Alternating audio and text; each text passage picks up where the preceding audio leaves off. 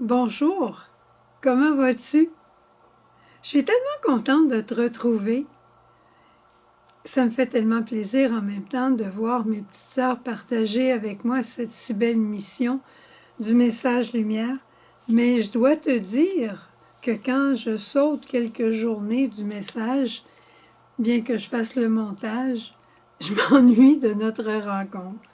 Mais bon, alors aujourd'hui, je suis avec vous jeudi. Puis on va se retrouver après ça seulement dimanche. Alors profitons-en aujourd'hui pendant qu'on est ensemble. D'abord, je veux vous remercier chacun et chacune pour les cartes de Noël que vous m'avez envoyées à Bécomo. Je les ai toutes, je les garde toutes. Là, vendredi, je devrais arranger un petit peu ma chambre en couleur de Noël et je vais exposer toutes mes cartes. Mais je les ai toutes lues 2 fois attentivement. Ça fait chaud au cœur, vos souhaits. Et une carte de Noël adressée à son nom, ça reste une carte de Noël. J'aimerais tellement ça, pouvoir vous répondre tout le monde. C'est ça que je ne peux pas faire, mais je dois vous dire que je prie pour vous. Aujourd'hui, je me suis arrêtée à la première lecture d'Isaïe. On part 3 fois dans le texte, dans le Prions en Église. Le Seigneur nous dit qu'il veut nous montrer sa tendresse. Dans la version de la Bible de Jérusalem, on va retrouver que le Seigneur a pitié de nous et qu'il veut nous consoler.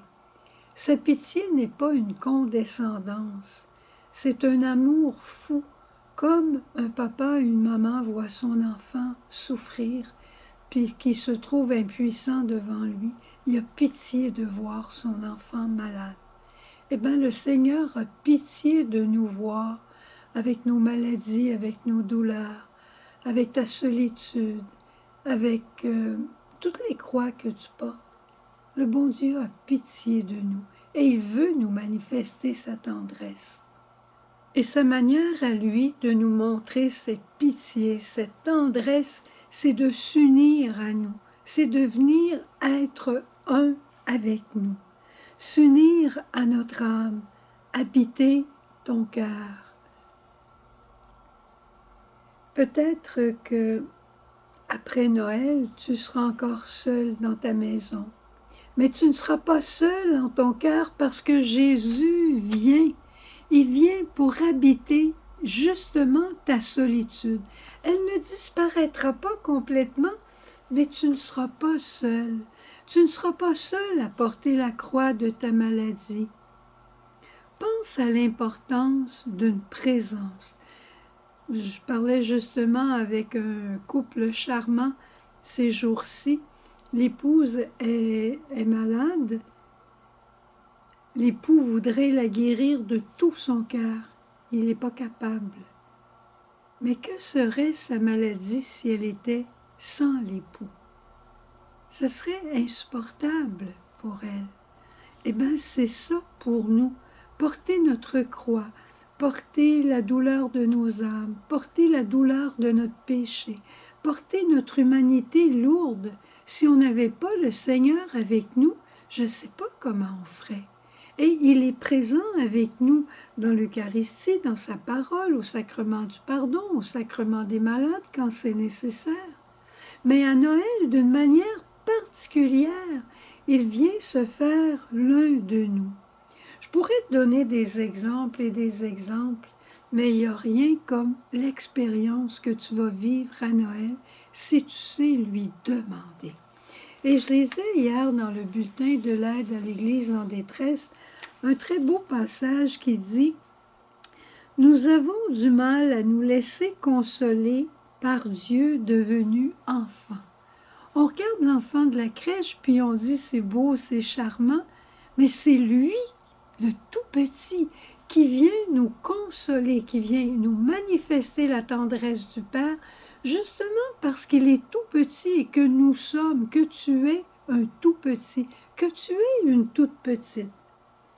Et le texte dit « Pourtant y a-t-il plus grande consolation que Dieu entrant dans la solitude et dans mon cœur dévasté pour souffrir et aimer avec moi.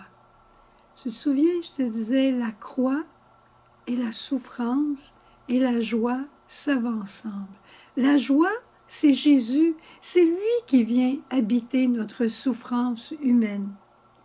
C'est la manière de Dieu de nous délivrer. Il n'enlève pas toutes nos croix, mais il vient nous délivrer de la solitude qu'apporte la souffrance. Père, s'il est possible que ce calice s'éloigne de moi. Et le Père lui envoie l'ange de la consolation, l'ange de la présence. Se mettre en route et aller vers l'autre, porter son fardeau, sécher ses larmes, c'est ça que Jésus vient faire. Seul un tel amour peut porter une telle consolation et des perspectives claires. Et écoute bien, en plus nous nous laisserons consoler par Dieu, plus nous aurons un cœur capable de consoler tous ceux qui sont dans l'affliction. Il faut être dans l'affliction pour demander à Dieu de nous consoler. Mais une fois que nous sommes consolés, allons consoler les autres. Avec quoi? Avec la consolation de Dieu qui nous habite. Je te l'ai dit plusieurs fois, moi j'ai beaucoup aimé notre pape François, de toutes les fois qu'il nous dit de demander la consolation de Dieu. Moi je l'ai reçu aujourd'hui, la consolation de Dieu au sacrement du pardon, où il me disait simplement « Suzanne, recommence, recommence, j'ai tout pardonné, recommence, je suis avec toi. » Et je recommence, simplement. Alors, c'est ce que je voulais te traduire aujourd'hui. Et demain, vendredi, on va commencer ce qui s'appelle les grandes antiennes eaux. Les grandes antiennes eaux, quand on arrive au 17 décembre jusqu'au 23, c'est qu'on sait qu'on est dans les derniers milles avant l'arrivée de Jésus. Et les grandes antiennes, hein, au chant de l'Alléluia, on va dire « Ô viens, sagesse éternelle, ô viens Adonai, ô rameau de Jessé, ô clé de la cité de David. » Ce sont des appels, les grandes anciennes eaux, ce sont des appels amoureux de ceux qui désirent la venue du Seigneur. Elles contiennent tout le verbe « viens », qui est comme un cri d'espoir, le cri de l'épouse pour l'époux, le cri de l'Église pour son époux Jésus. « Viens Jésus, viens, viens habiter mon cœur, viens me consoler. » C'est magnifique. Et cette ancienne-là, on la retrouve au vêpres à tous les soirs, au moment de l'ancienne du Magnificat. Alors c'est pour ça qu'on les appelle les grandes anciennes eaux. Alors à partir de vendredi, on va commencer à en parler. Je pense bien que Marie-Gabrielle te parlera de la sagesse, Jésus qui est la sagesse. Alors voilà, bonne journée et rappelle-toi, Jésus veut venir habiter ton cœur. Demande-lui, tu en as besoin.